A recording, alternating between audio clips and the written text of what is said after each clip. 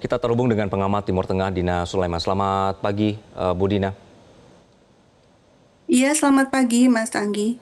Ya, Bu Dina, pertama begini, ketika seorang presiden mengumumkan perang terhadap suatu negara lain, apakah sebenarnya perlu mendapatkan dukungan dari Senat dulu, Mbak?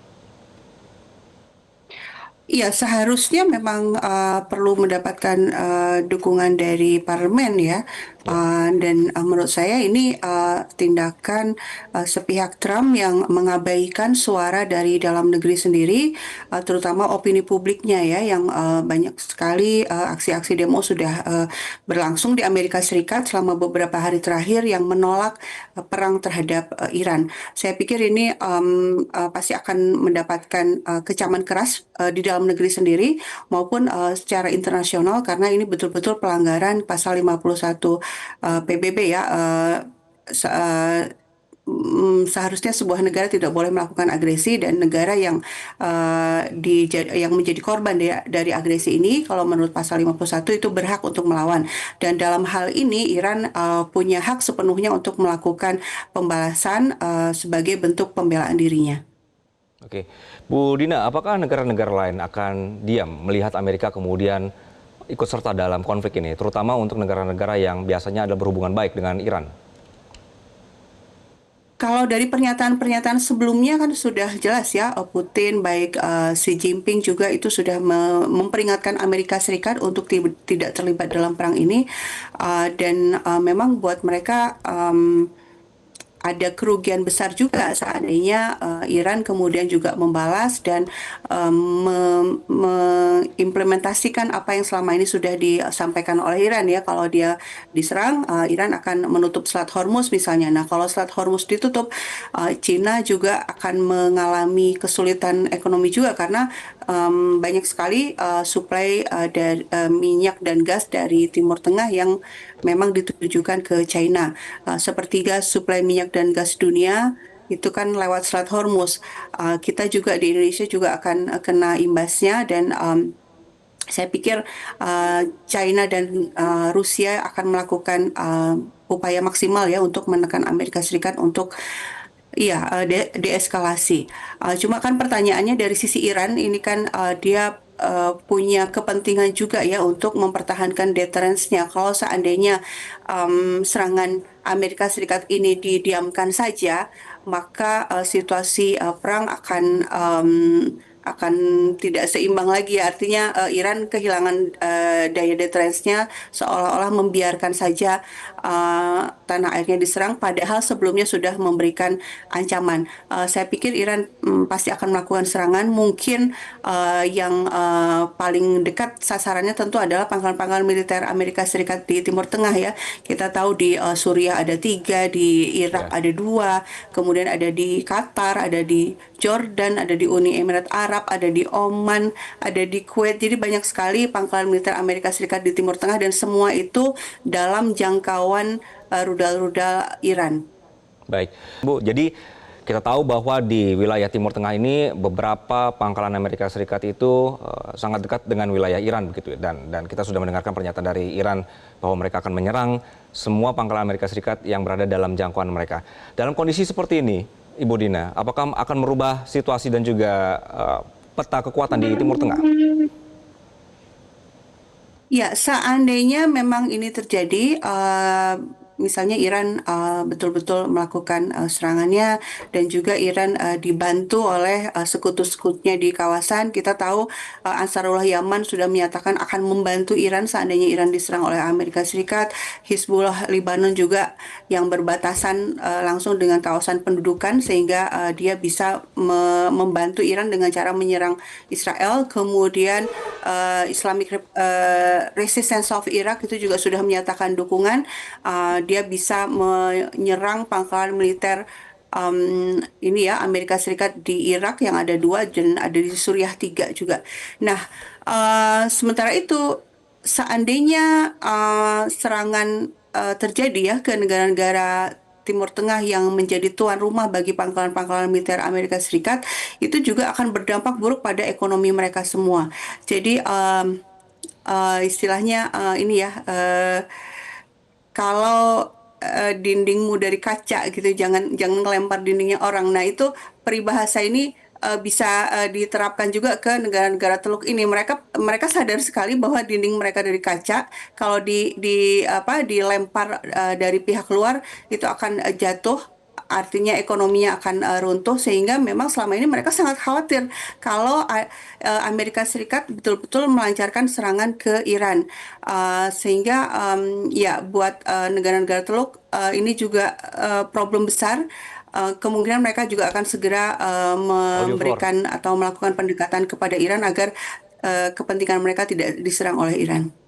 Oke, Bu Dina, apa nanti reaksi dari kelompok proksi Iran, Hizbullah, Houthi, dan juga milisi di Irak mengenai adanya keterlibatan Amerika Serikat secara langsung seperti ini, Ibu?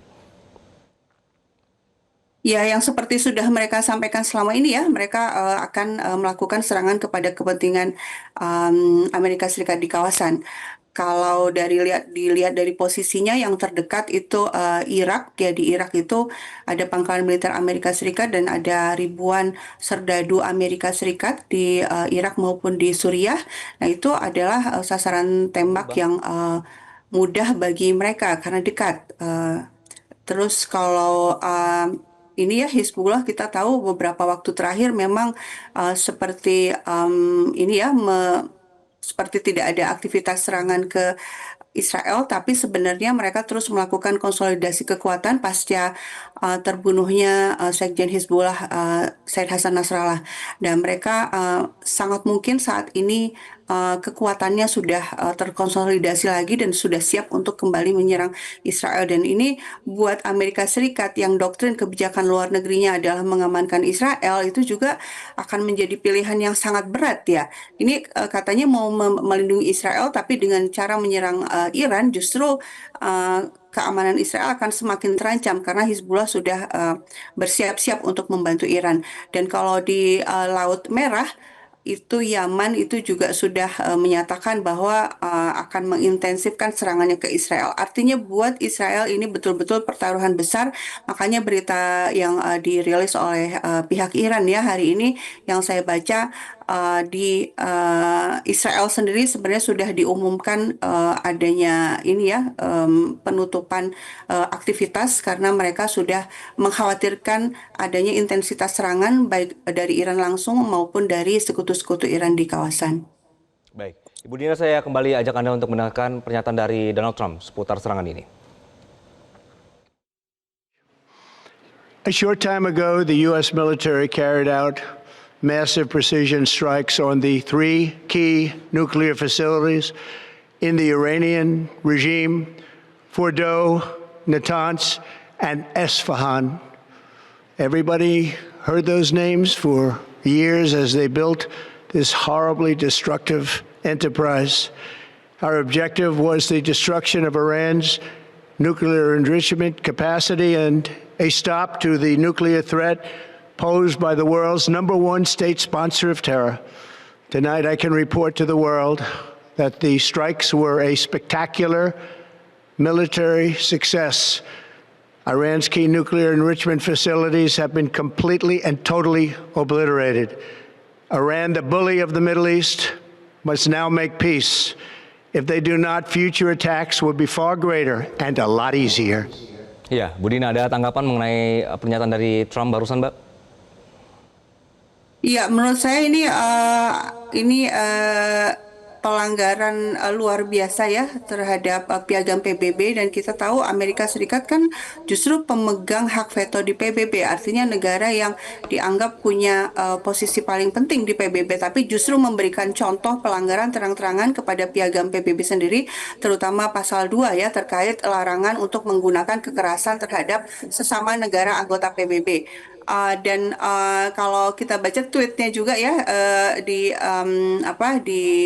tweetnya Donald Trump setelah mengatakan menyerang, Terus it's time for peace loh. Kok perdamaian?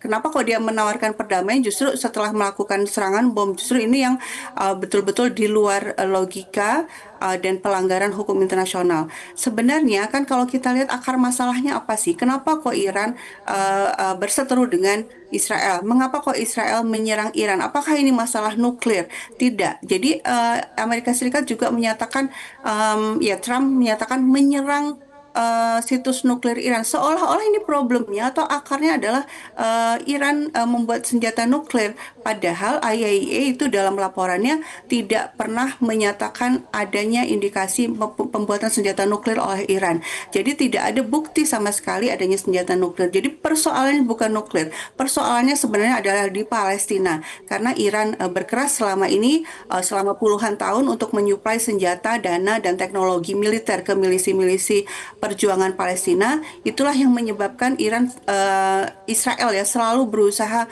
ingin agar Amerika Serikat menyerang Iran dengan alasan bom nuklir. Dan itu sudah disampaikan Netanyahu sejak tahun 96. Tahun 96 Oktober dia itu pidato mengatakan ini Iran sebentar lagi sudah selesai bom nuklirnya. Kemudian dan itu diulang-ulang terus sampai sekarang menyatakan sudah selesai bom nuklirnya tanpa ada memberikan bukti. Padahal di saat yang sama Israel itu kan justru memang punya bom nuklir dan bahkan tidak diawasi oleh IAEA dan tidak mau menandatangani NPT. Nah, mengapa kalau betul yang jadi problem buat Amerika Serikat adalah bom nuklir, seharusnya Israel dong yang harusnya ditertibkan ya, karena memang sudah jelas punya bom nuklir tapi tidak mau diawasi oleh IAEA. Sementara Iran sudah mau diawasi segala aktivitas nuklirnya itu diawasi oleh IAEA. Nggak mungkin bisa membuat senjata nuklir karena di setiap sudut ruangan di reaktor nuklir di Iran itu ada kamera yang dipakai oleh IAEA untuk mengawasinya. Sehingga ini pernyataan Trump soal nuklir dan kemudian menawarkan perdamaian pasca mengebom nuklir itu menunjukkan Amerika Serikat betul-betul adalah pelanggar hukum internasional dan sama sekali tidak menghormati PBB yang sudah menetapkan agar tidak dilakukan kekerasan di antara sesama negara anggota. Baik, Bu Dina, apakah Anda melihat pola yang berulang, pola narasi yang berulang dari Amerika Serikat dan sekutunya untuk menyerang suatu negara dengan alasan apapun? Oh iya, iya, Amerika Serikat itu kan memang sudah saya sempat baca buku itu sekitar 50 lebih ya negara yang diserang oleh Amerika Serikat baik langsung maupun tidak langsung dengan tujuan untuk menggulingkan pemerintahan di negara-negara tersebut dan Iran adalah salah satunya. Kalau sebelumnya yang paling benar-benar brutal sekali itu adalah Amerika Serikat menyerang Irak pada tahun 2003 dengan alasan bahwa Irak mempunyai senjata pembunuh massal. Tapi apa yang terjadi setelah pemerintahan Irak Saddam Hussein terguling, kemudian berbulan-bulan kemudian akhirnya muncul pengakuan oh ya memang tidak ada senjata pembunuh massal di Irak. Dan sebelum serangan itu dilakukan, itu pengawas PBB juga sudah menyatakan seluruh senjata pembunuh massal di Irak itu sudah likuidasi sudah tidak ada lagi. Sehingga memang kita nggak bisa lagi ya percaya dengan alasan-alasan perang yang dikemukakan oleh Amerika Serikat karena sudah terlalu banyak buktinya Amerika Serikat menggunakan manipulasi dan kebohongan untuk dijadikan alasan memerangi negara-negara yang memang ingin ditundukkannya. Baik, Bu Dina, ketika alasan yang digunakan Trump dan tadi Ibu menyatakan bahwa sudah sering ya digunakan untuk menyerang negara lain, kenapa negara-negara Teluk ini masih percaya dengan pernyataan dari Amerika Serikat dan terkesan pasif? Ya, kalau jawabannya itu kita perlu lihat sejarahnya ya, sejarah dari era Perang Dunia Pertama dulu ya. Kenapa sih negara-negara Arab ini terbentuk dengan batas-batas seperti sekarang? Siapa yang menetapkan bahwa dinasti-dinasti ini yang berkuasa di negara-negara Arab yang terbentuk itu ya? Yaitu karena memang waktu itu pemenang perang Inggris dan Prancis itu mereka lah yang membagi-bagi wilayah di Timur Tengah menjadi negara-negara kecil dan kemudian mereka pula yang menetapkan siapa yang menjadi raja di sana sehingga secara turun-temurun itu pemerintahan atau elit ya elit di negara-negara monarki Arab itu seperti punya hutang budi ya punya keterikatan atau terdominasi oleh kekuatan Barat. Dalam hal ini Inggris, Prancis, dan kemudian dominasi Inggris dan Prancis kan dilanjutkan oleh Amerika Serikat. Sehingga kebijakan-kebijakan luar negeri yang mereka ambil itu seringkali tidak sesuai dengan keinginan mereka yang sebenarnya gitu ya. Mereka terpaksa mengikuti kehendak Amerika Serikat. Contohnya untuk kasus yang sekarang ini, apakah Qatar memang betul-betul tidak ingin membantu Palestina? Apakah Qatar betul-betul berani gitu ya Ya. menampung ini pangkalan militer Amerika Serikat dan kemudian ada resiko besar Iran akan menyerang ke sana dan akan berdampak pada kepentingan nasional Qatar sendiri. Kan sebenarnya kalau secara logika dan kalau kita ini ya mengamini bahwa negara adalah aktor rasional, maka secara rasional itu pastilah sebagai contoh ya Qatar akan menolak tekanan ini. Tapi masalahnya yaitu tadi apa sejarah panjang dari terbentuknya sistem di Timur Tengah itu tidak bisa dilepaskan dari era imperialisme uh, Inggris dan Prancis pada masa lampau. Tapi saya pikir dengan situasi yang hari ini kita lihat bahwa powernya Amerika Serikat semakin menurun, terutama kita lihat itu prosesnya berlangsung sejak Februari 2022 ya, sejak perang Rusia versus Ukraina, di mana Amerika Serikat ini mendukung Ukraina bersama negara NATO, tapi kita lihat ternyata sudah bertahun-tahun berperang. Rusia tidak bisa juga dikalahkan dan kemudian sekarang kita melihat Iron Dome yang teknologinya sangat dibantu oleh Amerika Serikat, militer Israel yang 80% senjatanya itu disuplai oleh Amerika Serikat ternyata tidak berdaya melawan Iran. Saya pikir negara-negara di Timur Tengah, negara-negara monarki juga mulai berpikir ya, melihat bahwa ternyata Barat, terutama Amerika Serikat tidak cukup kuat sebenarnya untuk bisa menjadi pelindung mereka. Pilihan Oke. sebenarnya sekarang terbuka, mereka akan tetap berada di bawah dominasi Barat atau memilih untuk independen karena ternyata independen itu juga sebuah pilihan yang masuk akal dan bisa dilakukan oleh negara yang memang kecil gitu ya. Kita lihat Iran kan tidak sebesar Amerika Serikat, tapi ternyata bisa juga bertahan meskipun diembargo puluhan tahun. Oke, Ibu Dina, jika kita melihat dari pernyataan dari pihak Iran yang tadi mengatakan akan menyerang balik ya untuk Amerika Serikat dan juga pangkalannya, kita melihat Al Udeid Air Base yang berada di Qatar ini jaraknya hanya 300 km. Kemudian yang paling dekat berikutnya adalah yang berada di Bahrain, NEC Bahrain, ini adalah untuk Naval Support Activity di Bahrain. Kemudian juga ada Al Dhafra Airbase, ini lokasinya di Uni Emirat Arab, dan juga ada Camp Arif Jan di Kuwait. Jika seandainya kita menggunakan pernyataan dari Iran tadi akan menyerang wilayah Amerika terdekat, dalam hal ini adalah pangkalan, apakah ini akan bisa dimaksudkan juga nanti menyerang negara-negara tempat pangkalan berada, Ibu Dina? Ini jadi kisruh begitu ya?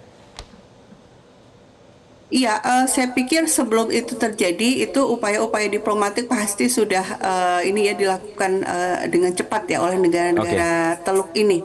Karena mereka udah tahu resikonya sejak awal, karena mereka menjadi tuan rumah bagi pangkalan-pangkalan militer Amerika Serikat dan ini kan tidak terjadi mendadak ya. Sebelumnya itu sudah santer ya disebutkan ya. bahwa Amerika Serikat akan menyerang Iran dan Iran akan membalas ke pangkalan militer Amerika Serikat di kawasan. Nah, buat negara-negara Teluk ini, negara monarki yang kaya raya ini, mereka sangat berkepentingan untuk tidak diganggu sama sekali dan mereka pasti sudah melakukan upaya-upaya diplomatik di balik layar untuk menahan Iran agar tidak memberikan serangannya ke kawasan mereka. Meskipun yang ditargetkan Iran tentu bukan negara Qatarnya, bukan gitu, Ya. tapi pangkalan militernya yang memang berada di Qatar. Nah, kita akan lihat seberapa ini ya seberapa kuat talik ulurnya gitu karena kalau ketika Iran misalnya mendengarkan permintaan negara-negara ini tentu ada kompensasi juga yang diminta misalnya mungkin ya kalau memang tidak mau diserang ya silahkan tutup pangkalan militernya atau jangan izinkan udaranya untuk dipakai jet-jet tempur Amerika Serikat untuk terbang ke arah Iran. Kan itu akan ada ini ya bergening seperti itu. Saya pikir Iran juga mempertimbangkan banyak hal gitu karena biar bagaimanapun yang namanya perang itu membutuhkan nafas panjang juga gitu. Kalau sekarang habis-habisan menyerang beberapa negara ya saya pikir ada hal-hal yang perlu dipertimbangkan lebih jauh. Ada hal-hal strategis yang bisa dipakai ya dibanding kalau Iran langsung menyerang. Saya pikir sekutu-sekutu Iran di kawasan itu sangat mungkin akan dikerahkan pertama.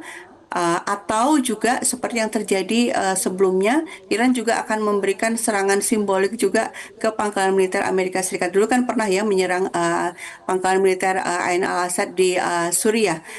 Kalau menurut saya serangan Trump sekarang juga sebenarnya serangan simbolik juga. Meskipun kata Trump kan ini hancur lebur gitu ya. Tapi kalau pernyataan dari pihak Iran hari ini menyatakan bahwa ya memang ada serangan, tapi itu di permukaan dan seluruh material nuklir itu sudah dipindahkan jauh-jauh hari dan seluruh pegawai atau staf di pusat-pusat nuklir itu juga sudah tidak ada di sana sehingga Ya. tidak ada korban jiwa. Jadi kalau saya pikir ini buat Trump ini sebenarnya serangan simbolik karena kita tahu kemarin itu kan pernyataannya beda lagi ya. Trump mengatakan 2 minggu lagi baru akan mengambil keputusan. Buat saya itu adalah sinyal bahwa Trump tuh sebenarnya kalau secara rasional dia nggak mau perang ini sebenarnya karena memang cost-nya terlalu besar dan tekanan di dalam negeri juga kan Oke. sangat besar untuk tidak berperang. Tapi orang-orang di sekitar Trump juga banyak yang menginginkan perang. Jadi sepertinya ada talik ulur sehingga tiba-tiba saja hari ini menyerang. Tapi ini saya pikir ini serangannya simbolik Oke, Bu sehingga Dina, ya. Iran juga kalau menyerang simbolik juga. Saya pikir seperti itu. Oke, Bu Dina, kali ini saya ajak Anda dan juga pemirsa untuk mendengarkan ini adalah pernyataan dari Perdana Menteri Israel Benjamin Netanyahu. אתם זוכרים שמתחילת המבצע אני הבטחתי לכם שמתקני הגרעין של איראן יושמדו בדרך זו או אחרת. ההבטחה הזו קוימה. לפני זמן קצר, בתיאום מלא ביני לבין הנשיא טראמפ ובתיאום מבצעי מלא בין צה"ל וצבא ארצות הברית, ארצות הברית תקפה את 3 מתקני הגרעין של איראן, פורדו, נתנז ואספהאן. בכך המשיכה ארצות הברית ביתר שאת ובעוצמה כבירה את התקיפות של צה"ל והמוסד על תוכנית הגרעין של איראן. התוכנית הזו אימה על עצם קיומנו, והיא גם סיכנה את שלום העולם כולו. מיד לאחר השלמת הפעולה, הנשיא טראמפ צלצל אליי. הייתה שיחה מאוד חמה, מאוד מרגשת. הוא בירך אותי, הוא בירך את צבאנו, הוא בירך את עמנו. ואני בירכתי אותו, את טייסי ארצות הברית ואת העם האמריקני. הנשיא טראמפ מנהיג בעוז את העולם החופשי. הוא ידיד ענק של ישראל, ידיד שלא היה כמותו. בשמי ובשם כל אזרחי ישראל, בשם העם היהודי כולו, אני מודה לו מעומק ליבי. Ya, Bu Dina, kalau kemarin sepertinya Trump ini enggan ya untuk ikut serta, meskipun ditarik-tarik oleh Israel untuk ikut serta dalam konflik ini, tapi akhirnya luluh juga. Bu Dina, ada tanggapan? Ya, kita lihat bagaimana Netanyahu memberikan selamat ya kepada Trump. Di satu sisi sebenarnya ketika Netanyahu betul-betul meminta bantuan kepada Amerika Serikat, itu tandanya memang dia betul-betul terjepit ya. Kalau dia dalam keadaan di atas angin dalam pertempuran antara Iran dan Israel itu nggak akan minta tolong, nggak akan mengemis-ngemis minta tolong kepada Amerika Serikat.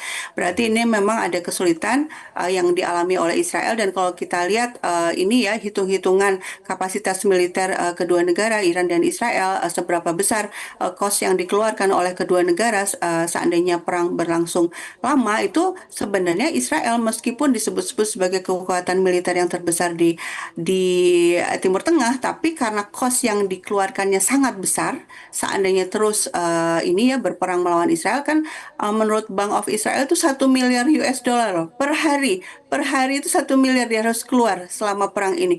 Nah itu ekonominya udah berdarah-darah sehingga dia butuh bantuan dan kalau dari pihak Trump ketika dia melakukan serangan di 3 pusat nuklir ini dan tadi sudah saya sampaikan ini buat saya ini serangannya simbolik saja gitu ya Oke, untuk menahan tekanan baik. yang dari pihak-pihak yang pro Israel. Saya pikir Trump akan sia-sia saja ya kan dia menyatakan bahwa sudah menyerang dan ini waktunya untuk berdamai. Maksudnya Iran hentikan serangannya dan kemudian kembali ke meja perundingan. Nah, masalahnya buat Iran itu situasinya saat ini justru sangat menguntungkan dari segala hal gitu ya. Dukungan opini publik dunia, kemudian juga ini ya memang betul-betul dunia itu mengharapkan ada yang bisa menghukum Israel dan ketika Iran juga punya kemampuan untuk itu dan di dalam negeri ya di dalam negeri juga luar biasa dukungan untuk pemerintah mereka agar melanjutkan serangan ke Israel ya buat Iran justru malah kekalahan strategik saatnya tiba-tiba saja Oke, dia Bu mau Dina. menuruti permintaan Trump justru di sini ketika Iran menolak perdamaian dalam tanda kutip ya karena perdamaian itu kan harus ditegakkan di atas keadilan Baik. nggak Bu bisa Dina, ada ya. sebuah negara yang sudah jelas-jelas melanggar piagam PBB mengebom sebuah negara lain terus tiba-tiba menyatakan damai lalu dianggap harus diterima itu kan tidak masuk akal juga. Nah, saya pikir Iran akan terus berkeras akan melanjutkan serangannya ke Israel dan mengabaikan peringatan dari Trump. Oke, Bu Dina, pertanyaan berikutnya nanti adalah apakah dengan bergabungnya Amerika Serikat dalam konflik ini akan meredakan serangan Iran terhadap Israel atau justru makin parah? Sesaat lagi ya Bu Dina ya, tetaplah bersama kami pemirsa.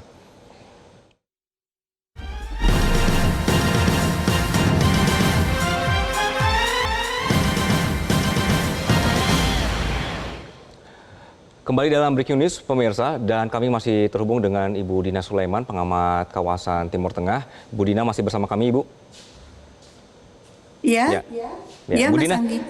Jadi tadi pertanyaannya adalah ketika Amerika Serikat ini akhirnya resmi bergabung dengan Iran, begitu ya Bu ya. Apakah ini akan menguntungkan sisi Israel atau justru ini tidak mengurangi serangan Iran terhadap Israel? Ya, kalau yang ditanyakan adalah serangan Iran ke Israel itu tidak akan berkurang, saya pikir ya, karena itu justru sebenarnya ini perang antara dua pihak ini, Iran sama Israel, ya tidak akan berkurang. Sebaliknya mungkin yang dipertanyakan seberapa besar serangan dari Iran ke kepentingan-kepentingan Amerika di kawasan. Nah, ini Oke. mungkin seperti yang saya sampaikan tadi balasannya akan ini ya simbolik, strategik dan tidak perang total. Menurut saya seperti itu. Jadi yang sebenarnya dilakukan oleh Amerika Serikat dengan memberikan serangan yang juga sebenarnya simbolik juga yang terbatas ke Iran, itu kan dia melakukan tekanan diplomatik sebenarnya ya, dan melakukan framing. uh, kan dia menyerang kemudian menawarkan perdamaian. Jadi ada upaya untuk memframing kalau Iran tidak mau berdamai berarti ini yang salah Iran. Padahal Ya. yang sebenarnya terjadi kan justru Amerika Serikat yang menyerang duluan gitu ya. Dan kemudian dari pihak Israel kita tahu yang terjadi di Israel justru sekarang malah justru semakin berjaga-jaga. Menurut pemberitaan yang terakhir saya baca itu di Israel sampai diliburkan kantor-kantor karena memang mengkhawatirkan intensitas serangan yang meningkat dari pihak Iran. Nah, itu yang saya pikir justru dengan cara menyerang Iran itu Amerika Serikat tidak menjaga keamanannya Israel gitu justru malah membuka potensi bahwa Israel akan semakin intens diserang oleh Iran.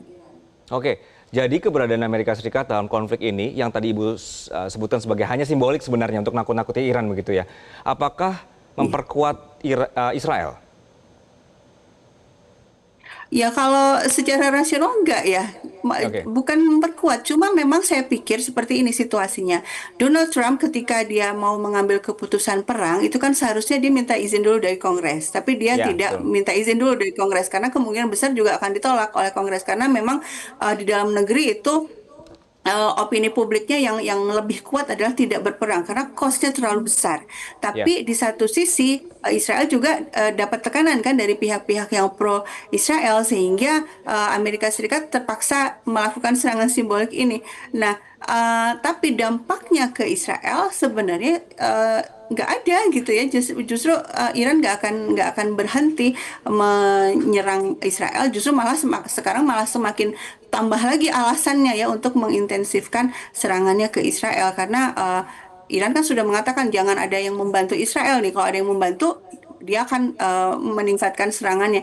Jadi saya pikir Trump melakukan kesalahan kalkulasi ya di sini. Mungkin karena besarnya tekanan dari kelompok-kelompok pro-Israel, akhirnya dia melakukan hal-hal yang justru sebenarnya melanggar konstitusi Amerika Serikat sendiri.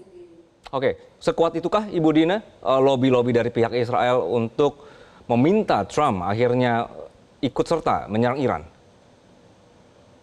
Ya, ini bukan hal baru sebenarnya ya, kekuatan lobby Israel di dalam politik kebijakan luar negeri Amerika Serikat ini udah ditulis juga beberapa tahun yang lalu oleh dua profesor hubungan internasional ya, Mearsheimer dan Stephen Walt.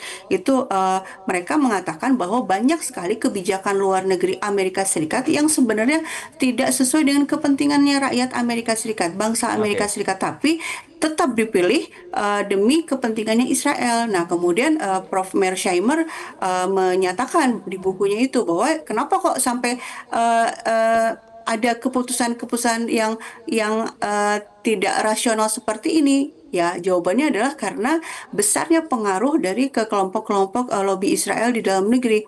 Kita tahu donatur terbesar kampanyenya Donald Trump adalah Miriam Adelson dan dia ngasih uang itu 100 juta US dollar dan itu dia adalah seorang yang betul-betul mendukung Israel. Dia adalah seorang pro-Zionis dan dalam perang Gaza ini dia secara terbuka menunjukkan ini ya dukungannya kepada Israel untuk melanjutkan genosidanya di Gaza. Dan ya memang ini situasi di Amerika Serikat ini memang inilah ironisnya ya bagaimana mungkin kebijakan sebuah negara sebesar Amerika Serikat tapi kebijakan luar negeri ternyata disetir oleh sekelompok pihak yang ingin melanggengkan kekuasaan sebuah negara kecil non jauh di sana di Timur Tengah yaitu Israel. Makanya sekarang publik Amerika Serikat kan sudah banyak yang terbuka ini ya matanya ya berkat media sosial mereka semakin tahu apa yang terjadi, mereka semakin sadar bahwa APBN mereka dibantu untuk membantu Israel padahal mereka sendiri juga kesulitan ekonomi, subsidi dikurangin dan lain-lain. Sehingga sekarang tuntutan publik semakin mengeras agar Amerika Serikat lebih mementingkan kepentingan Amerika Serikat sendiri daripada kepentingan Israel. Baik, Ibu Dina kita akan terus melihat perkembangan situasi di kawasan Timur Tengah dan Ibu Dina sementara terima kasih Ibu untuk perspektif Anda dan penjelasan Anda dalam konflik apa yang terjadi di Timur Tengah saat ini. Terima kasih Ibu Dina. Jelajahi cara baru mendapatkan informasi. Download Metro TV Extend sekarang.